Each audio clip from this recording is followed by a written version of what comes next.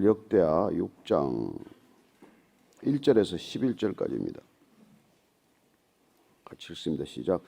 그때 솔로몬이 이르되 여호와께서 캄캄한 데 계시겠다 말씀하셨사오나 내가 주를 위하여 거하실 성전을 건축하였사오니 주께서 영원히 계실 처소로소이다 하고 얼굴을 돌려 이스라엘 온 회중을 위하여 축복하니 그때 이스라엘 온 회중이 서 있더라. 왕이 이르되 이스라엘 하나님 여호와를 송축할지로다.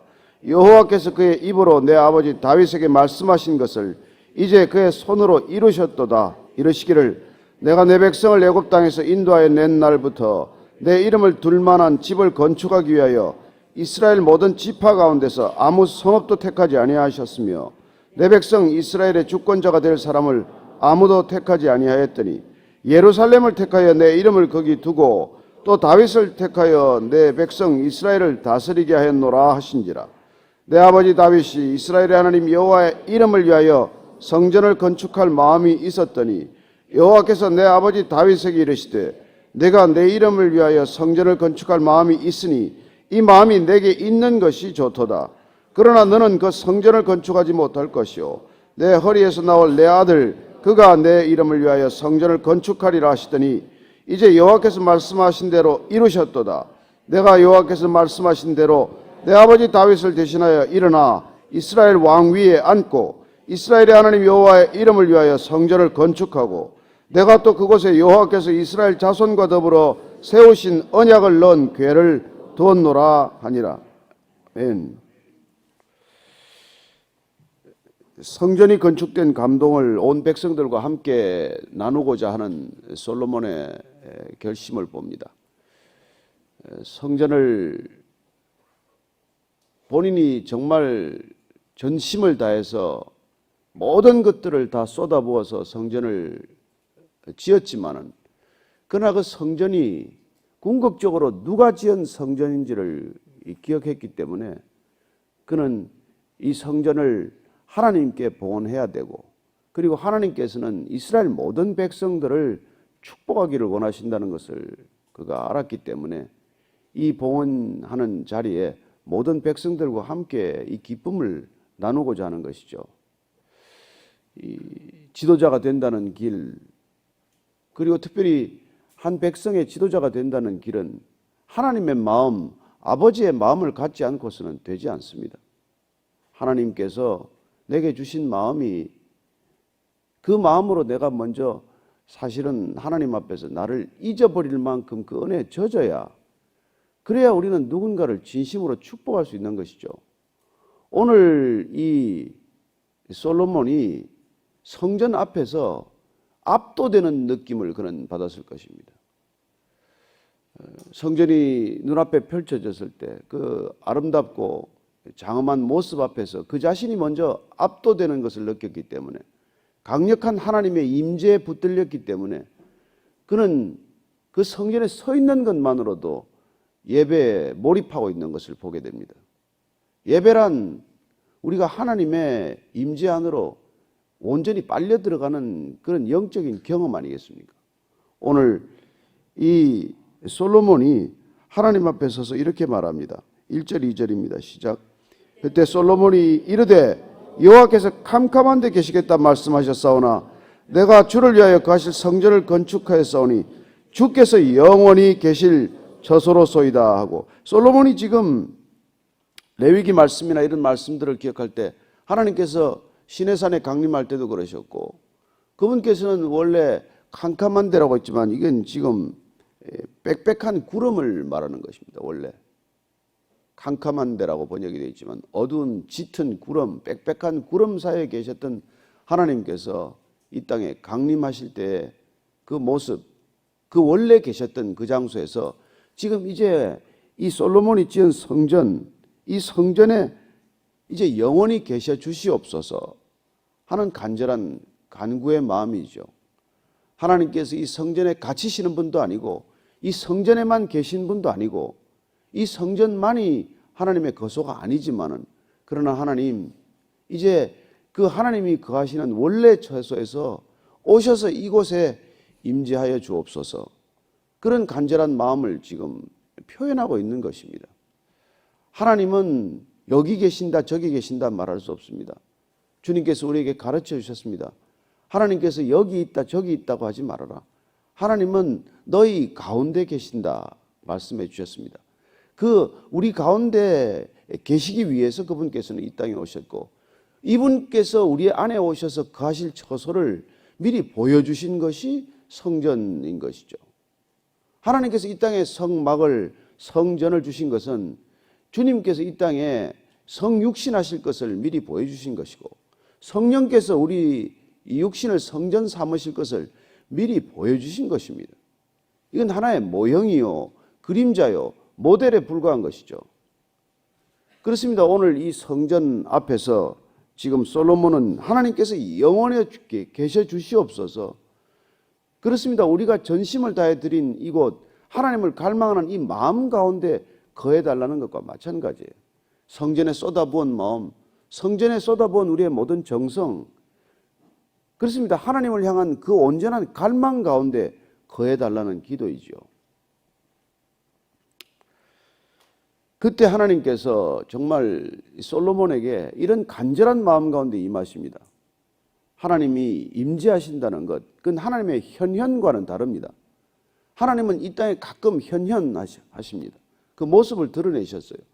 시내산에도 오셨고, 또 아브라함을 찾아오셨고, 또 에녹이나 노아에게도 찾아오시는 하나님, 그런 하나님을 우리는 하나님이 나타나심, 하나님의 현현하심, 그 신학적으로는 theophany, 하나님이 나타나시는 거죠. 구름 가운데 나타나신다든지, 그런 환상 가운데 나타나신다든지 하는 그런 하나님의 나타나심과 하나님의 임재하심은 다른 것입니다. 하나님의 나타나심은 하나님의 속성에 관한 거예요. 그러나 하나님의 임재는 하나님의 의지요, 하나님의 결정이라고 하는 것을 알게 됩니다. 하나님께서 저와 여러분들에게 임마누엘 하나님으로 거하시겠다는 것은 단순히 나타나셨다가 사라지는 존재가 아니라 우리와 함께 하시겠다는 강력한 의지요, 결정이라는 것입니다. 우리는 하나님의 임재를 사모하는 사람이에요.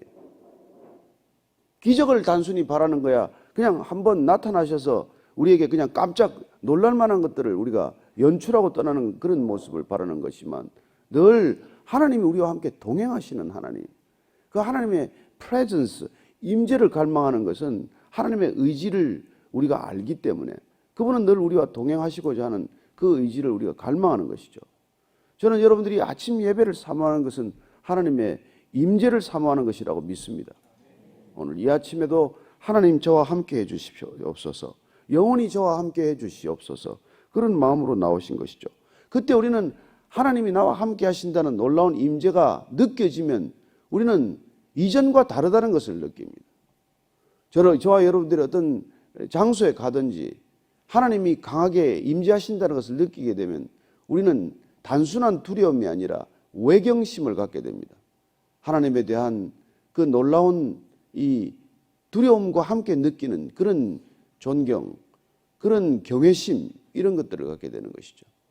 그때 우리는 나 자신을 잊어버리고 그분의 임재 안에서 그분만을 온전히 느끼기 시작하게 됩니다. 그게 몰입의, 예배가 주는 우리의 몰입의 기쁨이요, 놀라운 몰입의 능력이 되는 것입니다. 그때 우리는 하나님이 임재하실 때 우리는 비로소 내가 나로부터 풀려나는 것을 경험하는 것이죠. 여러분은 언제든지 궁극적인 자유란 내가 나로부터 풀려나는 경험이에요. 그냥 나 하나 붙들고 살아가는 것, 나밖에 모르는 존재, 그냥 모든 것을 나와 관련지어서 생각하는 그 무서운 독성들이 풀려나는 것, 해독되는 것을 경험하고 그분의 강력한 임재에 붙들려서 그때 우리는 진정한 자유를 경험하는 것입니다. 그래서 예수님께서 그걸 진리가 너희를 자유케 하리라 이렇게 표현하시는 것이죠. 하나님의 임재를 진리로 표현해 주신 것입니다. 그분의 온전한 인격이 우리를 그냥 온전히 덮어버리는 것이죠. 그걸 우리가 또 이 구약적 표현으로는 쉐키나, 하나님의 영광이 임했다라고 말합니다. 그때 우리는 놀라운 경험을 하는 것이죠. 그게 온전한 자유를 경험하는 것이고 영적인 깊은 체험 가운데로 들어가는 것이죠. 그때 우리는 비로소 누군가를 제대로 볼 수가 있게 되는 겁니다. 이웃을 비로소 보게 되는 거예요. 그게 하나님의 임재란 나로부터 풀려나는 경험이요, 그때 우리는 이웃이 이웃됨을 경험하기 시작하는 것입니다. 그전에는 그 이웃이 마치 나를 중심으로 움직이는 이웃 같지만 하나님의 임재 가운데서 우리는 비로소 하나님을 중심으로 움직이는 이 세계, 온전한 세계를 보기 시작하는 것이죠. 그때 오늘 솔로몬은 이렇게 말합니다. 3절 말씀 보겠습니다. 시작. 얼굴을 돌려 이스라엘 온 회중을 위하여 축복하니 그때 이스라엘의 온 회중이 서 있더라. 여러분, 이제 그가 하나님을 향해 서 있던, 하나님을 향하여 갈망하던 그 얼굴을 돌려서 이 온 백성을 향하여 몸을 돌리고 얼굴을 돌려서 이제 갑자기 백성들을 보기 시작하는 것이죠. 이건 여러분 정치적인 제스처가 아닙니다.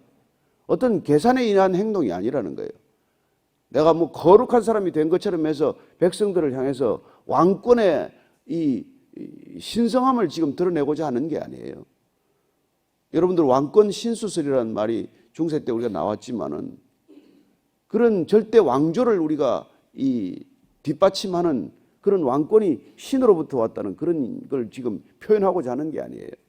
그는 하나님의 강력한 임재에 붙들리고 하나님의 손길에 붙들린 나머지 그가 아버지의 마음으로 하나님을 돌이키는 거예요. 그래서 백성들을 지금 쳐다보는 것입니다. 그래서 저와 여러분들이 하나님께 붙들리면 사람을 보는 눈이 달라져요. 그때 비로소 우리는 사람을 아버지의 마음으로 바라보기 시작하는 것이죠. 긍휼한 마음으로 바라보기 시작하는 것입니다. 하나님의 마음으로 사람을 대하기 시작하는 것이죠. 이 지금 솔로몬은 지금 이런 경험 가운데 들어가고 있는 겁니다. 그래서 순식간에 그는 백성들을 향하여 몸을 돌리고 그들을 축복하기 시작하는 것이죠. 이게 복의 통로가 된 모습입니다.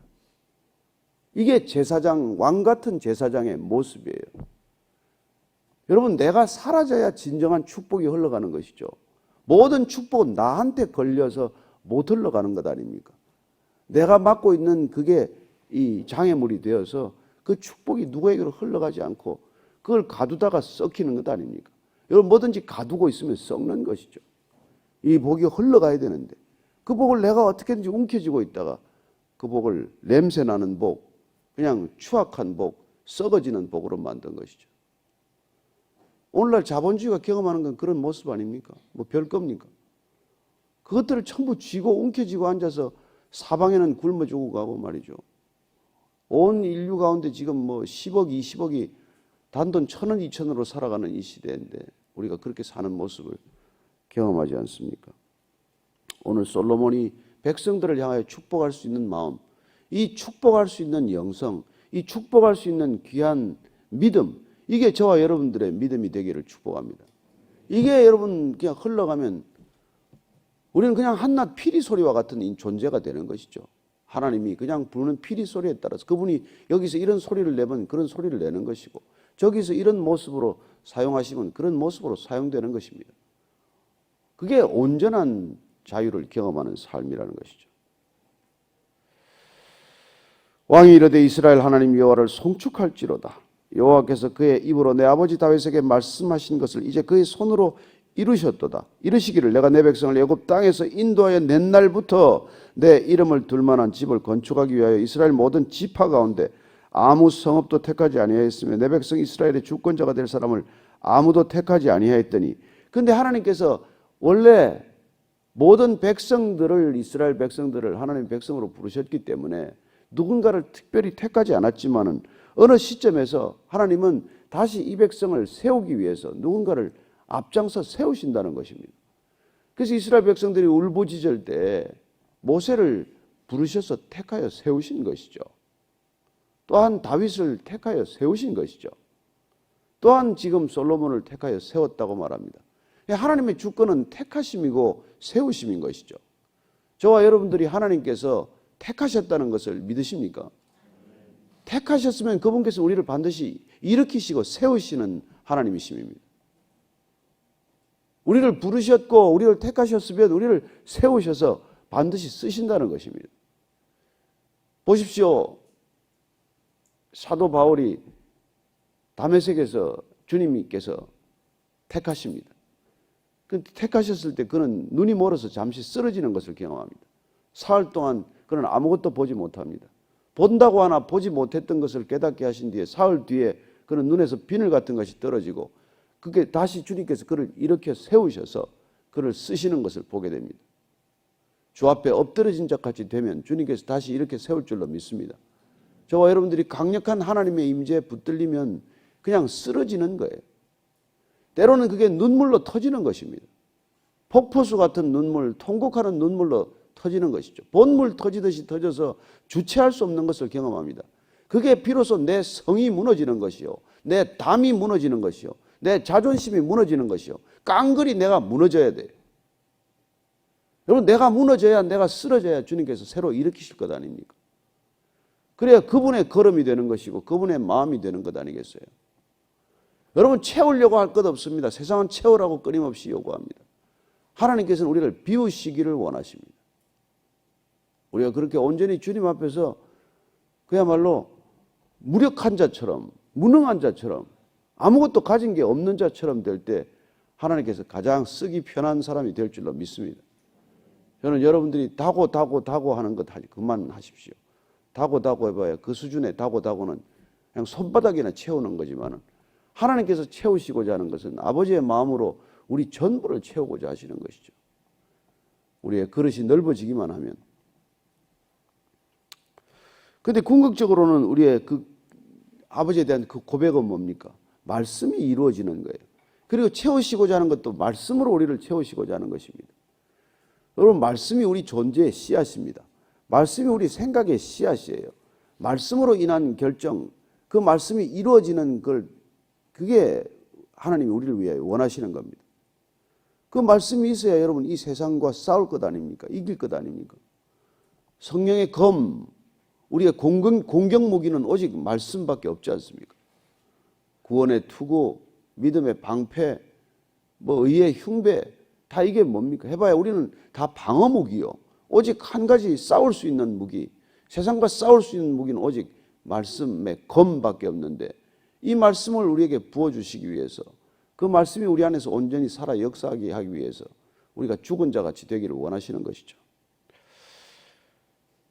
그래서 지금 솔로몬은 지금 여러분 이 느낌을 한번 같이 느껴보셔야 돼요. 성전 앞에 섰을 때, 지금 이 예루살렘 성전은 볼 수도 없지만 이 성전 앞에 섰을 때 7년 내 대역사가 끝나고 그 황홀한 거죠. 어떻게 하면 이런 영적인 엑스타시 속에 들어간 겁니다. 그렇게 들어가서 그는 지금 이스라엘 백성들을 마음껏 축복하고 있는 것이고, 그리고 그 감사의 기도가 터지기 시작하는 것이죠. 하나님께서는 언약하시는 분이고 그 약속이 이루어지시는 분이구나. 그 말씀하신 언약을 반드시 이루시는 하나님이시구나. 성전을 짓고자 하는 마음, 아버지 다윗의 마음은 받으셨습니다. 그 마음으로 족하다. 그러나 내 아들 솔로몬이 이 성전을 짓게 될 것이다 하는 그 약속, 그 말씀이 드디어 이루어진 것을 자기 목전에 보는 솔로몬의 이 감동, 감흥, 이걸 우리가 한번 느껴보자는 것이죠. 9절 이하를 읽고 마칩니다. 시작. 그러나 너는 그 성전을 건축하지 못할 것이요 내 허리에서 나올 내 아들 그가 내 이름을 위하여 성전을 건축하리라 하시더니 이제 여호와께서 말씀하신 대로 이루셨도다. 내가 여호와께서 말씀하신 대로 내 아버지 다윗을 대신하여 일어나 이스라엘 왕위에 앉고 이스라엘의 하나님 여호와의 이름을 위하여 성전을 건축하고 내가 또 그곳에 여호와께서 이스라엘 자손과 더불어 세우신 언약을 넣은 궤를 넣어두었노라 하니라. 그렇습니다. 말씀의 궤, 언약 궤가 성전에 들었음으로써 하나님의 말씀은 이루어졌다는 것을 다시 한번 말씀의 궤를 통해서 온 백성들을 축복하는 하나님의 능력을 보여주고 계신 것이죠. 여러분, 저와 여러분들이 말씀의 사람이 되어서 우리가 무슨 일을 하겠습니까? 하나님의 말씀이 우리를 통해 이루어지면 어떤 일이 일어나겠습니까? 말씀이 이루어지이다. 그 말씀대로 이루어지이다. 그때 우리는 온 백성을 축복할 수 있는 왕같은 제사장이 되는 것이죠. 이게 여러분 하나님의 백성의 특권이요 소명이라는 것입니다. 특권과 소명은 분리되어 있지 않습니다. 특권이자 곧 책임입니다. 우리가 하나님의 은혜를 듬뿍 받고 말씀이 우리 안에서 살아서 생명이 되면 우리는 누군가를 축복하는 사람이 되는 것이죠.